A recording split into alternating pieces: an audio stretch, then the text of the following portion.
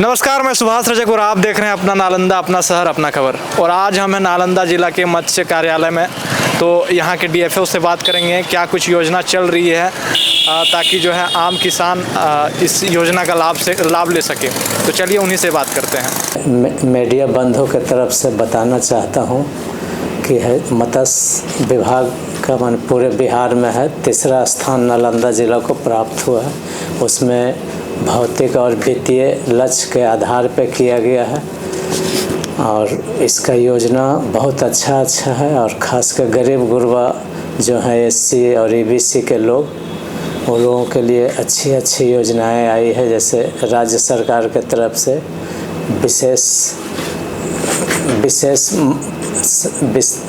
विशेष सहायता नाम दिया गया है उसको। जैसे 1 एकड़ में हम लोग करीब उसको अनुदान 8 लाख के आसपास देते हैं। उसमें एक रूम भी बनेगा, ट्यूबवेल भी लगता है, एयरेटर भी लगेगा, खुदाई का भी पैसा देते हैं। उसमें इनपुट जैसे कुछ खाद बीज पानी में खर्च होता है उस पर भी दिया जाता है।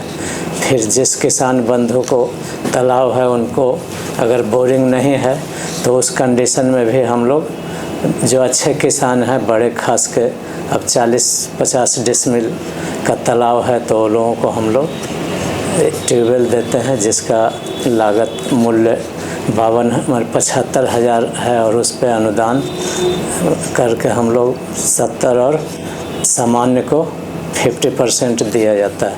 फिर जिस किसान बंधु को ज़्यादा मछली डालना है तालाब में, उसके लिए एयरेटर की व्यवस्था है जिसका मूल्य है 50,000 और अति पिछड़ी जाति और अनुसूचित जाति के लिए उस पर 70% अनुदान मिलता है और सामान्य लोगों को 50% अनुदान दिया जाता है। फिर और है छोटे किसान जो जीरा बेचने में ज़्यादा रुचि लेते हैं, उनके लिए भी है। उनको भी हम लोग आधा एकड़ में 56,000 अनुदान की राशि दिया जाता है। फिर आपका तालाब निर्माण में भी है भारत सरकार के तरफ से, तो उसमें हम लोग खास के अभी अनुसूचित जाति को ज़्यादा है टारगेट दिया गया है ज़िला में, गरीब किसानों को ध्यान में रखते हुए। तो वो लोग जिन अनुसूचित जाति के पास अगर तालाब नहीं है तो 1,000 के स्टाम्प पे अगर वो एग्रीमेंट कर लेते हैं कोई अच्छे किसान से, तो इसका लाभ उठा सकते हैं। 1 हेक्टेयर यानी 2.5 एकड़ में करीब 7 लाख के लगभग अनुदान की राशि दिया जाता है, जिसमें खुदाई और इनपुट उसमें जोड़ कर दिया जाता है। अब बाद और वो अगर राज्य योजना से चाहें तो फिर ये ट्यूबवेल पंप सेट अधिष्ठापन और यांत्रिक एयरेटर का भी सुविधा ले सकते हैं। और एक पुराना योजना है जो 2022-23 का है, उसमें जो मछली बाज़ार में ये मछली विक्रेता लोग बेचते हैं और वो नीचे रखते हैं मछली जो कि प्रदूषित हो जाती है, उसमें कीटाणु और फंगस ये सब रहता है तो अटैक करता है, जिससे खाने से बीमारी हो सकता है। तो उसको ध्यान में रखते हुए राज्य सरकार के तरफ से विपणन योजना आया, जिसमें नालंदा जिला को लक्ष्य 325 विपणन किट दिया गया, जिसमें खास के जो मछली बेचते हैं उनको है देने का प्रावधान है। खुदरा मछली बेचने वाला के लिए कि थोक मछली बिक रही है? ये तो खुदरा वाले के लिए है, थोक वाला तो उसको तो उतना काम चलेगा नहीं। जैसे खुदरा बेचने वाला में हम लोग 15 तरह का आइटम देते हैं। क्या चीज़ है उसमें से? हाँ, उसमें जैसे अब देहाती और शहरी आ जाता है, तो देहाती लोगों को है कि जाल हो, जैसे जाल देते हैं कि वो फेंका जाल से कहीं भी पकड़ के नदी उदी में मछली अपना बेचें। और शहरी वाले को टब देते हैं, अब बाकी तराजू दोनों में मिलेगा, छाता भी दोनों में मिलता है, कैरेट मिलता है, चाकू, लाइट हम लोग टोपी भी दे देते हैं, दस्ताना भी मिलता है। उस तरह से है, कुल मिला के 15 आइटम देते हैं। सर, यदि कोई इसका लाभ लेना चाहे, इस योजना का लाभ लेना चाहे तो कैसे ले सकते हैं? इस योजना का लाभ लेने के लिए किसान बंधु को कहीं भी साइबर कैफे से 2022 में वो विपणन योजना के अंतर्गत भरेंगे तो मिलेगा। अभी तक हम लोग इस ज़िले में 109 विपणन किट बांट चुके हैं। अभी भी किसान चाहे तो इसका फ़ायदा उठा सकते हैं। हाल ही में सर बिहार के बॉर्डर पर जो है थाई मांगुर पकड़ा गया था, तो क्या सर आपके शहर में क्या यह भी बैन है? थाई मांगुर भारत सरकार के तरफ से ही बैंड है, क्योंकि इस क्यों बैंड किया गया ये थोड़ा सा हम बता देना चाह रहे हैं। जैसे केरल में बहुत मात्रा में थाई मांगुर लोग उत्पादन कर रहे थे और लोग को सस्ता मिल रहा था, तो वहाँ का बहुत आबादी खाने लगा थाई मांगुर और तरह तरह का बीमारी होने लगा। लोग हॉस्पिटल में आने लगे तो लोग पता लगाए कि आप क्या खा रहे हैं मछली में, तो लोग बोला कि थाई मांगुर खा रहे हैं, क्योंकि थाई मांगुर है वो गंदा भी तालाब में जो भी गंदगी रहेगा, खास कर गंदगी या प्लस आपका मछली उछली या मरा हुआ बिल्ली कोई फेंक दिया, कुत्ता फेंक दिया, सड़ा गला वो सब खा जाता है। तो गंदा पानी में है, अच्छा पानी में, दोनों में ग्रोथ बहुत होता है। अपना भारतीय जो मांगुर है उसका 200 से 250 केजी वज़न होगा, लेकिन थाई मांगुर का 2 से 10 केजी वज़न जाता है। और मेन है डर कि अगर तालाब में आ गया किसी कारण तो धीरे धीरे छोटी मछली को खा जाएगा, आपका सब गायब हो जाएगा।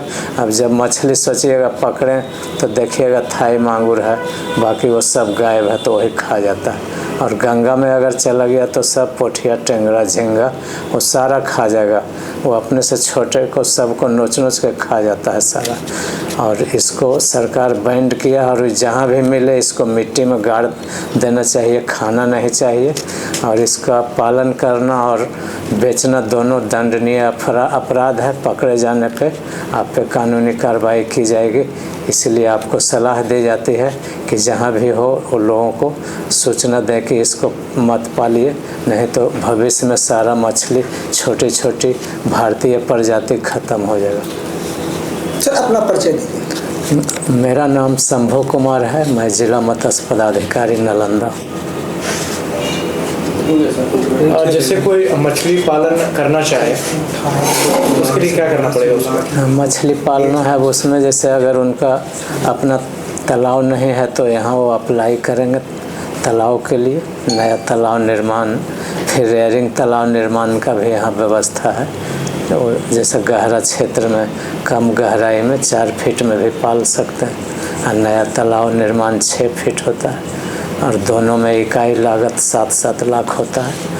और दोनों पे अगर महिला हैं और अनुसूचित जाति के लोग हैं तो उनको 60% अनुदान उपलब्ध कराया जाता है, और जो सामान्य जाति के हैं उनको 40% अनुदान उपलब्ध कराया जाता है। 3 पहिया गाड़ी किन किन लोगों के लिए योजना है, किस जाति के लिए? अभी आया हुआ है 3 पहिया आपका वर्ष 25-26 के लिए। इसमें पूरे ज़िला को 20 का टारगेट दिया गया है। उसमें मछुआ समाज के लोगों को प्राथमिकता देना है, और समिति के सदस्य अगर हैं तो लोगों को ही देना है। पहले भी सर यहाँ जो है वाहन योजना जो है लागू की गई थी, क्या सर यह जो है कितने लोगों को लाभान्वित किया गया था? पहले तो हम तो थे शेखपुरा में, फिर भी ये करीब 21-22 तक चला योजना, या 22-23 तक ही। उसके बाद ये योजना बंद हो गया, क्योंकि इसमें देखा जा रहा था कि माने दबंग लोग हैं वो अपना आय प्रमाण पत्र 40,000 एनुअल का बना लेते थे कर्मचारी सीओ साहब के मदद से, लेकिन गरीब लोगों का आय प्रमाण पत्र लाख से ऊपर बनता था, तो वो लोग वंचित हो जाते थे, जिस कारण माने हमको लग रहा है कि वो बंद किया गया, क्योंकि हम कंप्लेन ऊपर तक किए थे इस तरह का समस्या में। लोग आपस में लड़ने लगे कि हम गरीब हैं, हमको क्यों नहीं मिल रहा है, तो सब आपस में कुल कंप्लेन करने के चलते ये ख़त्म कर दिया गया।